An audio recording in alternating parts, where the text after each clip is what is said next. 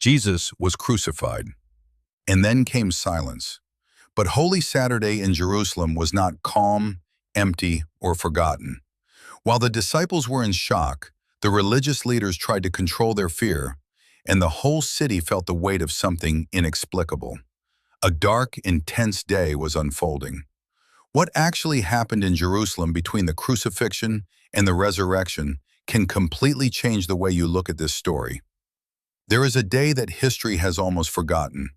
Not Friday with its drama and its pain, not Sunday with its explosion of light, the Sabbath, the middle day, the day the tomb was sealed, the disciples were in hiding, and Jerusalem was trying to pretend that it was all over.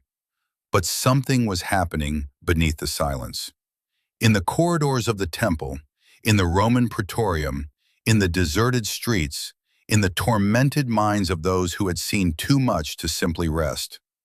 This video will take you back to that day, hour by hour, layer by layer, so that you understand what no one told you about the quietest day in history. I'm going to develop the full script now. Introduction.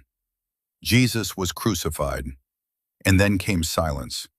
But Holy Saturday in Jerusalem was not calm, empty, or forgotten. While the disciples were in shock, the religious leaders tried to control their fear, and the whole city felt the weight of something inexplicable. A dark, intense day was unfolding. What actually happened in Jerusalem between the crucifixion and the resurrection can completely change the way you look at this story. There is a day that history has almost forgotten. Not Friday with its drama and its pain, not Sunday with its explosion of light, the Sabbath, the middle day, the day the tomb was sealed, the disciples were in hiding, and Jerusalem was trying to pretend that it was all over. But something was happening beneath the silence. In the corridors of the temple, in the Roman Praetorium, in the deserted streets, in the tormented minds of those who had seen too much to simply rest. This video will take you back to that day, hour by hour, layer by layer, so that you understand what no one told you about the quietest day in history. A. The Forbidden Day. The Jewish Sabbath was not an optional day of rest. It was law. It was sacred. It was the day when no Jew was allowed to work, travel beyond certain limits, carry weight, light fires, or perform any activity that disturbed the sanctity of the day. And it was exactly on that day that Jesus stayed in the tomb. For the disciples, this meant total paralysis. They could not meet openly. They could not run to the grave. They could do nothing but wait, within four walls, under the weight of everything they had seen. For religious leaders, the Sabbath created a different problem. They needed to act, and they needed to act fast. But any visible movement that day could be interpreted as a violation of the very law they defended. Then they moved in the shadows. They asked Pilate for a guard for the tomb, formally, discreetly, before the sun set the day before. Holy Saturday was a forbidden day in every way. Forbidden to cry loudly, forbidden to act, forbidden to believe. And yet, in that enforced silence, something no one could name kept moving. 2. Hidden disciples. They were together, but there was no unity. There was fear. The room was locked from the inside, and every noise coming from the street was a potential threat. Any soldier knocking on the door could mean they would be next. Peter had denied Jesus 3 times. Judas had hanged himself. John had stayed until the end, by the side of Jesus' mother. But now he was there, not knowing what to do with what he had seen. Thomas doubted in silence. The others could barely look at each other. None of them had understood what Jesus meant when he spoke about resurrection. For them, it was all over. The man they believed to be the Messiah was dead and sealed in a rock. And they had fled. They had denied. They had slept in Gethsemane when they should have been praying. Holy Saturday was the day of the silent shame of the disciples. There was nothing to do but stay there, with his own fault, inside a closed room, waiting for a danger that he did not know for sure what form it would take. 3. Priests in panic. Caiaphas was not resting on that Sabbath. His mind was working. The trial had been too fast, the pressure on Pilate had been too intense, and now there was a phrase that kept in the minds of the religious leaders. "After 3 days, I will rise again."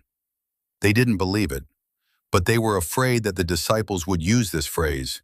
They feared that someone would steal the body during the night and spread the rumor of a resurrection.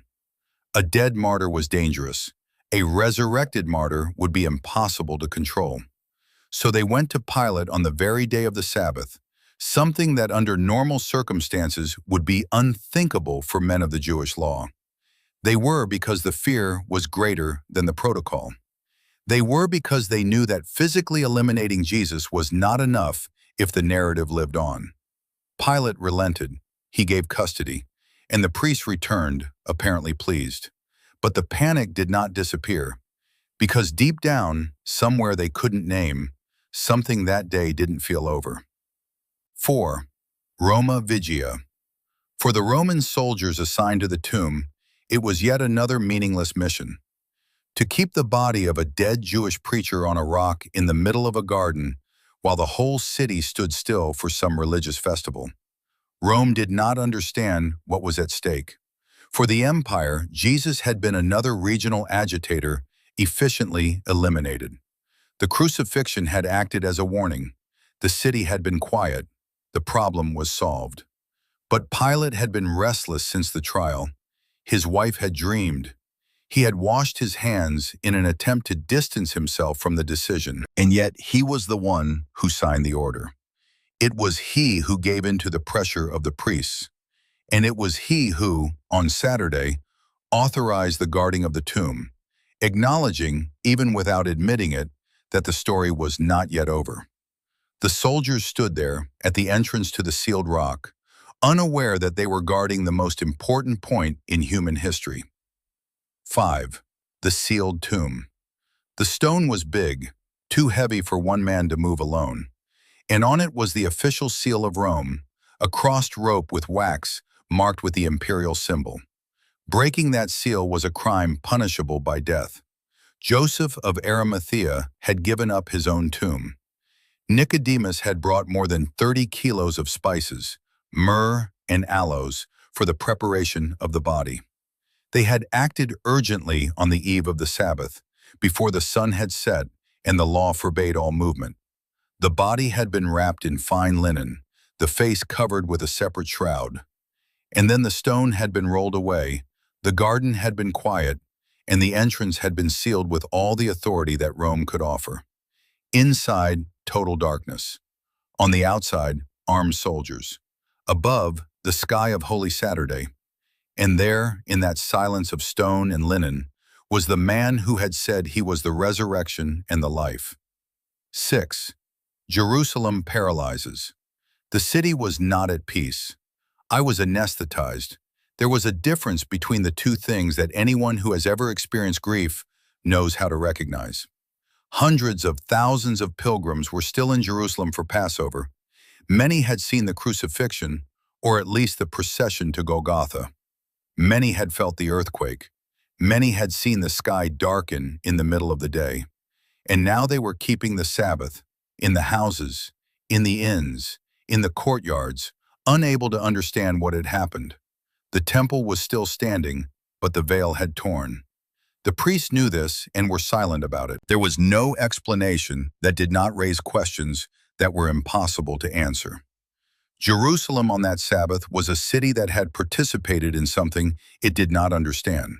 He had shouted, "Crucify him," and now he did not know what he had asked for. He had witnessed the inexplicable and needed to feign normality to survive the day. 7. Women waiting. They did not run away. While the disciples hid, the women remained. Mary Magdalene had stayed until the end, outside the tomb, observing where the body had been deposited. Mary, Joseph's mother, was with her. On Saturday they rested as the law required, but they were already preparing. They already had in mind what they would do the next morning, as soon as the sun rose and the law allowed the movement. They would buy spices. They would go to the grave. They would complete the preparation of the body that the haste of the day before had left incomplete. They did not expect a resurrection. They were waiting for a corpse to anoint. They waited for the last form of honor they could offer to the man who had changed their lives. And it was exactly this silent fidelity, this love that needed no hope to remain present, that put them in the right place, at the right time, to be the first to hear what no one had yet imagined possible. 8. The weight of the Sabbath. There is a kind of silence that does not rest, that weighs, that suffocates more than the noise. It was this silence that covered Jerusalem on that Sabbath. For those who had believed in Jesus, the weight was the loss of a hope that seemed definitive. It wasn't just the death of one man. It was the collapse of everything that death seemed to disprove. How could the Messiah die like this? How could God allow that? For those who had participated in the conviction, the weight was different.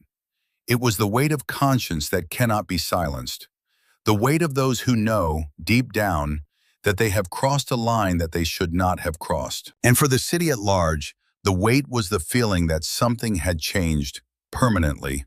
The veil torn, the earthquake, the darkness in the middle of the day, signs that no one knew how to interpret, but that no one could ignore. Holy Saturday was the day when everyone carried something they couldn't name. 9. Under the silence. What happened while the world was silent? This is the question that Holy Saturday poses without directly answering. Christian tradition speaks of a movement that occurred beyond what the eye could see, from a descent to the dead, of a proclamation made in the depths, of a victory that had not yet revealed itself on the surface, but that was already happening under the silence of stone and linen. It was not inactivity. It was the kind of movement that precedes the greatest transformations, the seed that is already germinating underground before any sprouts appear, the dawn that is already on its way while the night still seems absolute. The world saw a sealed tomb. He saw soldiers in position. He saw a Sabbath kept according to the law. But underneath it all, something that the world did not yet have the vocabulary to describe was underway. And no stone, no seal, no Roman guard had been consulted about what was about to happen. December, the eternal eve. Every Holy Saturday is an eve, a day between pain and response, between the closed tomb and the rolled stone, between the question and what comes after it.